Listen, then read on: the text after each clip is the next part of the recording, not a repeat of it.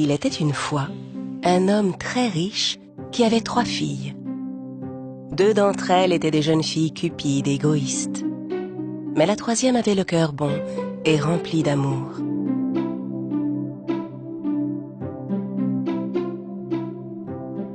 Un jour, leur père apprit que ses bateaux avaient fait naufrage dans une tempête.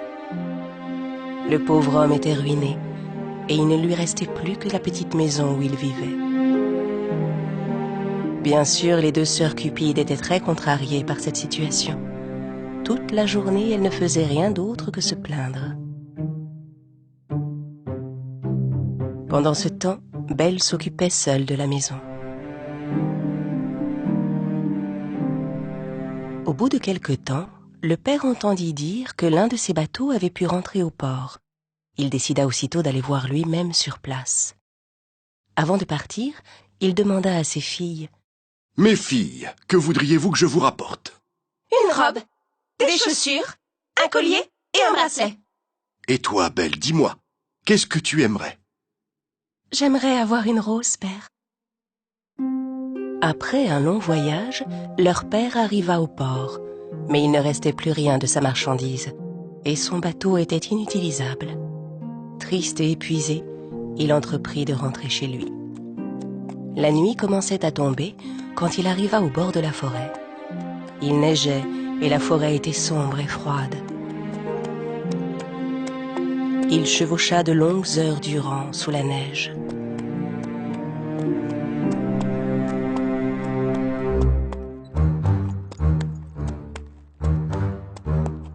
Au bout d'un moment, il aperçut un château qui était éclairé.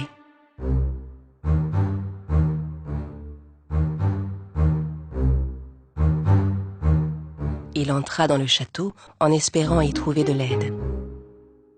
C'était un château étrange. Partout, les lumières étaient allumées.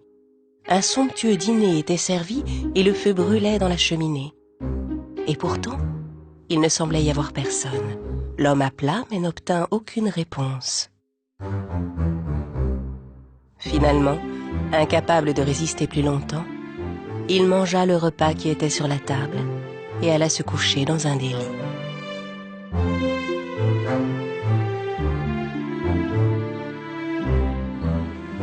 Quand il se réveilla le matin, il trouva des vêtements neufs à côté de son lit.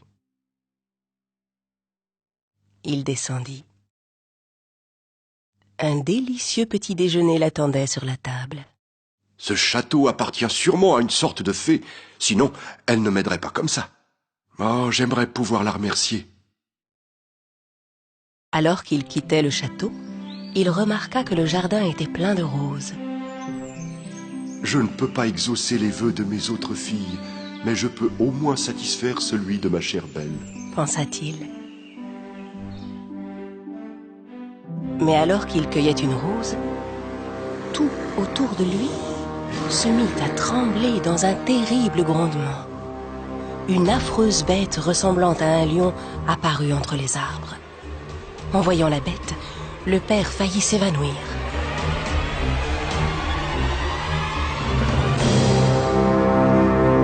Moi, je t'ai sauvé la vie, je t'ai nourri, je t'ai donné des habits neufs. Et toi, tu me voles mes roses. C'est ainsi que tu me remercies? Le pauvre homme tomba à genoux en suppliant. Il expliqua qu'il avait voulu prendre la rose pour une de ses filles. Ce que tu as fait ne restera pas impuni. Pitié, pardonnez-moi. Je n'accepterai de te pardonner qu'à une condition, va parler à tes filles. Si l'une d'entre elles accepte de venir vivre dans ce château avec moi, alors je te promets que j'épargnerai ta vie. L'homme enfourcha son cheval et reprit tristement la route pour chez lui. Quand il fut rentré, les 2 sœurs Cupides écoutèrent le terrible récit de leur père sans prêter la moindre attention à la proposition de la bête. Mais Belle ne réagit pas de la même manière que ses sœurs. « Moi, père, si tu me le permets, je veux bien me rendre auprès de cette bête. » Les 2 sœurs approuvèrent aussitôt sa proposition, considérant qu'après tout, tout était arrivé par sa faute. triste et désespéré, le père emmena Belle et la conduisit au château. Quand ils arrivèrent, tout était comme la première fois. Le repas était servi et personne n'était là. Quand ils se mirent à table et commencèrent à manger, la bête apparut. Belle se mit à trembler de peur. La bête était aussi effrayante que son père le lui avait dit.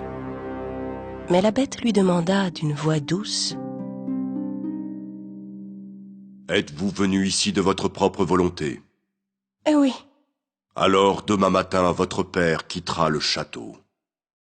Et il ne reviendra plus jamais. Quand elle se réveilla le matin, Belle savait que son père était parti.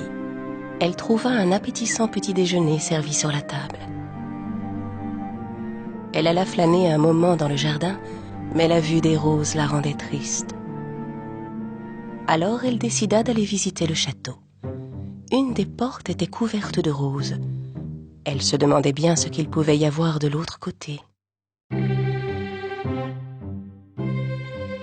Elle ouvrit la porte et entra. La pièce, décorée exactement selon ses goûts, était remplie de livres, de fleurs et d'instruments de musique. Elle se dit qu'un être capable d'arranger une pièce de cette façon ne pouvait pas être mauvais. Elle prit un livre sur la couverture duquel était écrit en lettres d'or: « Ma chère reine, vos désirs sont des ordres. » J'aimerais tant voir mon père en ce moment. Dès que Belle eut prononcé ces paroles, son père apparut sur le miroir de la pièce. Belle n'en revenait pas. Voir son père lui rendit toute sa joie. Le soir au dîner, la bête se montra à nouveau. « Me laisserez-vous vous regarder, Belle? » « Vous êtes le maître ici, pourquoi me demandez-vous la permission? » ?»« Non, vous êtes la maîtresse à présent. Si vous le souhaitez, je peux partir immédiatement. » Belle fut très surprise par cette réponse. « Je voulais vous demander, vous me trouvez vraiment laid? » Sur le moment, elle ne sut pas quoi dire. Elle se tourna vers la bête pour la regarder et acquiesça d'un signe de tête. « Mais vous m'épouseriez? » Cette fois, Belle répondit plus sèchement: « Non. »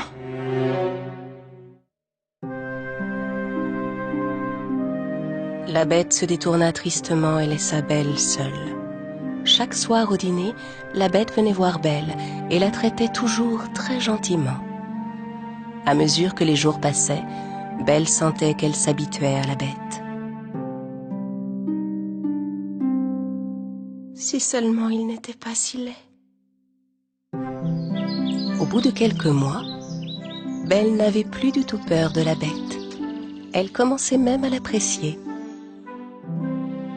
Mais un jour, elle vit dans le miroir que son père était malade.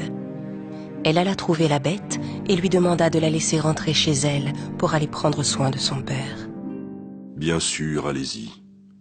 Mais si vous décidiez de ne pas revenir, je crois que je mourrais de tristesse. » « Je reviendrai dans une semaine, je vous le promets. » La bête donna à Belle un anneau. Quand elle poserait l'anneau sur sa table de nuit et s'endormirait à côté, elle se réveillerait directement au château. Le lendemain matin, elle se réveilla dans son propre lit, dans la maison de son père. Elle accourut auprès de lui. Quand il la vit devant lui, son père fut si heureux qu'il se sentit déjà mieux. Dans l'après-midi, les sœurs de Belle, qui venaient de se marier, vinrent rendre visite à leur père. En trouvant Belle à la maison, elles furent prises de colère et de jalousie. Elles décidèrent alors de lui jouer un vilain tour. « Poussons-la à rester ici une semaine de plus. Comme ça, la bête viendra et la tuera. » Les deux sœurs allèrent trouver Belle en pleurant et la supplièrent de ne pas les quitter. Belle leur promit de rester une semaine de plus. Au bout de peu de temps, Belle se rendit compte que la bête lui manquait. Une nuit, elle rêva que la bête gisait sans vie dans le jardin du château. Elle se réveilla en sursaut. Je ne peux pas l'abandonner, c'est égoïste et cruel. Elle ôta aussitôt l'anneau de son doigt, le posa sur sa petite table de nuit et se réveilla au matin dans le château de la bête. Elle attendit la bête toute la journée, mais ne la vit nulle part. Elle attendit encore des heures durant. La bête ne se montrait pas. Soudain, elle se précipita vers le jardin. La bête était là, qui gisait sur le sol, comme elle l'avait vu dans son rêve. Belle se jeta sur lui et le serra dans ses bras. Le cœur de la bête battait encore. Il entr'ouvrit les yeux et lui parla avec difficulté. J'ai cru que tu ne reviendrais pas. J'ai cessé de manger, j'étais prêt à mourir. Que je ne reviendrai pas, mais je t'aime et je veux t'épouser. À cet instant, une chose extraordinaire arriva. Comme par magie, le château devint soudain plus beau et plus lumineux. Belle regarda autour d'elle, tout étonnée. Puis se tourna à nouveau vers la bête. Mais à l'endroit où gisait la vilaine bête, un jeune et beau prince se tenait à ses pieds. En le voyant, Belle se mit à pleurer. « Mais qui êtes-vous? Où est allée la bête ?»